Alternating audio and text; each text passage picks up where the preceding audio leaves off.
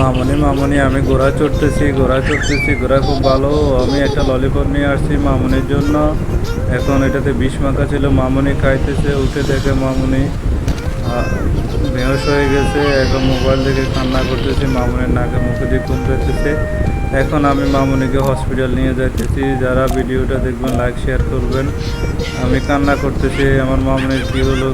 ডাক্তাররা চিকিৎসা দিতেছে, মামনিকে ভালোভাবে বেঁধে রাখছে। এখন আমি কী করা, আমার উপায় কী? তখন আমি ভাবতে লাগলাম এখন কী করবো, আমার কিছুই মন বসে না। তো এখন আমি যাইতেছি ডান্স করার জন্য, খুব একটা ডান্স করতে পারি নাই। এখন ওখানে আমার অন্য পক্ষ আসি, আমারে বেঁধে রাখছে। আমি বলছি কী হয়েছে।